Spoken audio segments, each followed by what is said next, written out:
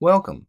My name is Markus Wesaw, and my contact information is listed on the screen. If you would like to contact me for more information about this presentation on how to choose an ISNetworld consultant. And just to give you a little background on why I'm doing this video presentation. Well, lately I've had a lot of people call me and they say, well, hey, I want an ISNetworld consultant, but I go online and there's just so much information out there. It's really hard for me to choose, and I need to know what I'm looking for. What makes you different, or how can you help answer this question? And for that reason, I've decided to do this video presentation to help all of you out there who are looking for a way to outsource your ISNetworld account to a consultant. So here we go. Where to begin? I don't think at this point in time it's very prudent to train any consultant to learn ISNetworld. And what I mean by that is currently there are a lot of people out there that say, well, I'm not really familiar with it, but I'll give you a rate for some kind of fee and I will muscle my way through it and I'll figure it out. It shouldn't be too difficult. Well, if someone doesn't know it by now, there's a good chance that you really would be disserviced by having someone try to figure this stuff out. It's always best to find someone with a little bit of experience in this type of a matter, and experience is what you really want at this point. Another point I want to make is local is not always better nor cheaper. That's an issue that comes up all the time. Well, we looked online and we don't really know what direction to go on with respect to ISNetworld. And we know that there's a couple local safety companies down the street and maybe they can help us. Maybe they're experienced in ISNetworld endeavors and maybe they're not. So it's good to check out as many companies as you can until you find one that's going to be a good fit for you. Again, experience is key. I can't stress that enough.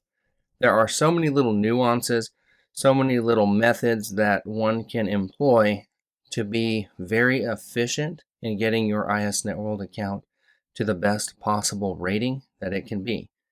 Now, a person that is newer or less experienced really wouldn't be familiar with how to get the job done in a time-efficient and very productive manner. More experience, better result. I do want to make another point. Services between consultants differ significantly. And when I say significantly, I mean absolutely significantly. Some companies will offer only the safety programs that you would need because they think, well, that's pretty much the only real service companies need with respect to ISNetworld. That's not true. There are so many other different types of services that can be offered. And there are so many other needs to an ISNetworld subscription account that's only just one part of it. Some companies will offer training and a full-scale service. Some companies will offer basically a full-scale, full management service that includes everything where you basically just don't have to worry about it at all. So just keep that in mind. Check out what services they're offering for their fee structure and then figure out what you need, but more on that in a few minutes. Consultant background. I may be a little biased here, but I really believe that it helps in the accomplishment of a successful ISNetworld account. That I believe if you're going to hire a consultant, they should probably be a certified safety professional or a certified industrial hygienist. In case you haven't realized this yet, ISNetworld has went global, and they're also in other countries like Australia, for example, the UK, and in those countries, they have their own equivalent to certified safety professionals, for example. I'll give you a good example. In Canada, they don't have a CSP, they have a CRSP, a certified registered safety professional, I believe it is. And when anyone ever tells you that they are CSP or a CIH in the United States, check the directory. You can go to bcsp.org or abih.org and see if a person is telling the truth. There's a lot of fraudulent people out there that are saying they're CSPs or CIHs, and that's simply untrue. So definitely check that out. A consultant should also have background in a wide array of subjects. For example, safety management systems. And if you don't know what a safety management system is, again, I'm going back to what ISNetworld is. It is a safety management system. A comparable competitor to ISNetworld would be PEC Premier. That's another type of safety management system. Construct Secure is another, Browse is another. The list goes on and on, but a good consultant is going to have experience in one or more of these top safety management systems. Your consultant should also be familiar with basic legal principles, okay, like contracts, what a contract means. I don't want to get into it here because that's a little bit beyond the scope of this particular presentation, but I just want to make that point. And finally, I want to make a point on commercial insurance. Does a safety and health professional have to know everything that there is to know about commercial insurance? No, but they should know a lot about workers' compensation. Again, I don't want to go down these rabbit holes here, but in general, your safety consultant should have a good idea of commercial insurance. Now, these are three subject matter types that I think are very, very important, but they're always we always have to go back to the importance of having basic experience in health and safety. And that's always important to know what industry best practices are, to know how the mining industry differs from construction, which differs from oil and gas, and then again, knowing how all of these different types of industries are related. So keep that in mind. My final recommendation for getting a good consultant in looking at their background is that they have about at least 5 to 10 years of experience in health and safety. And what that's going to do is that's really going to help you out in knowing that your consultant's experienced, has seen a few things, and has obviously learned how to deal with common problems in health and safety. A lot of people say, well, if you have a CSP, you definitely have 5 years of experience, but that's not necessarily true. Let's move on. Things to know. First point, firms and companies are not consultants necessarily. They are a group of people who may perform consulting services. So, for example, if you call up our company and you ask for me, Markus, you're probably going to get me. If I'm a consultant working on your ISNetworld account, I am familiar with your company, I know exactly what's going on, and I can answer any questions regarding your account that you might have. Whereas if you call a bigger company up, you might have 20 different people that all have access to your account, and you never really know who you're going to get. So keep that in mind. I'm not trying to say anything bad about larger companies or smaller companies. I'm just making a point that I believe is pretty true. Then again, different consultants have different services. I'm going to make this point again and again, and that is some consultants or companies will sell you safety programs only. For example, not all of them will provide full-scale services, or not all of them, on the other hand, will provide just a few services. Some companies may say, well, we only do the MSQ, or we'll only do your OSHA 300 logs. Okay, those are some other examples. I don't know how other companies are doing it. I'm just throwing that out there that there are differences. Then a third point I want to make. A consultant is not ISNetworld, okay, but they're rather just a safety professional, or if they're a company, a group of safety professionals that help your organization get through the ISNetworld process.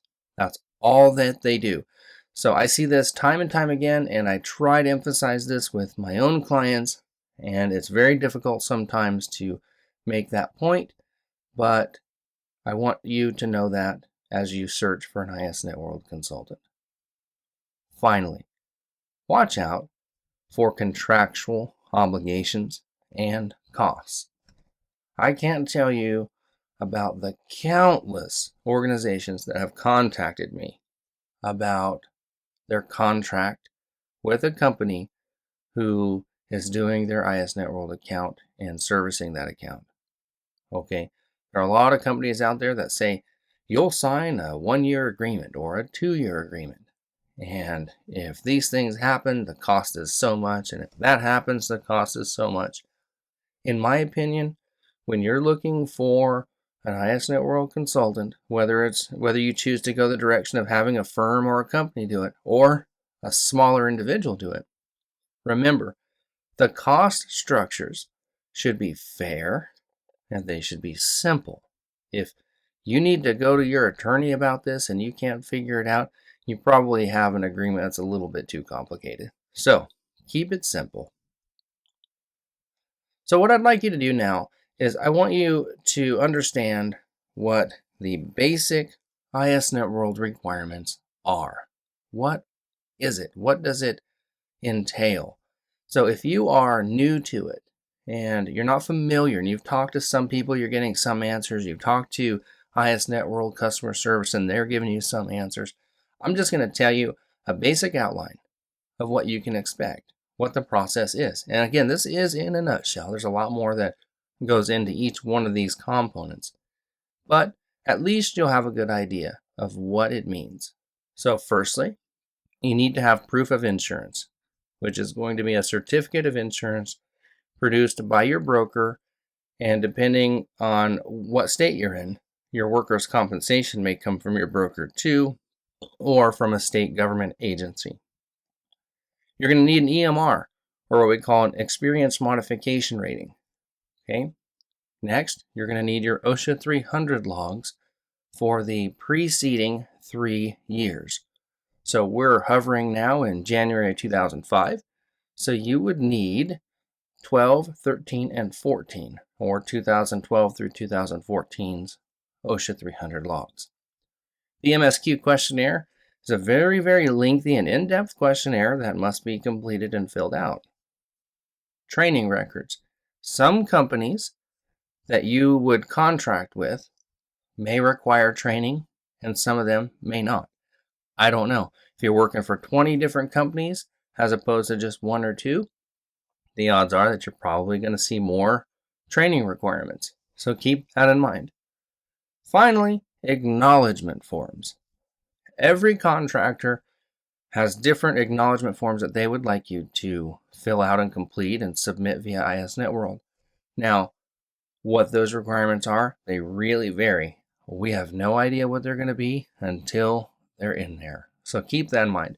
So these are the 6 basic components that ISNetworld compliance entails. I hope that kind of educates you on what to expect, and most of all, how to choose what services that you need in order to select an ISNetworld consultant to help you out. Okay. Now, once these initial requirements are met, then periodically, quarterly, and annually, you're going to have to add to the account, adjust the account, and make sure that you stay compliant. You can expect updates every quarter, at least, if you're not getting busy and getting new contracts and going through new companies. You can definitely expect at least quarterly updates, and then every year, you're probably going to see some different changes and requirements. So let's move on. What do you need? Okay. Now that I've told you where the requirements are in terms of ISNetworld compliance, now let's look at what you actually need.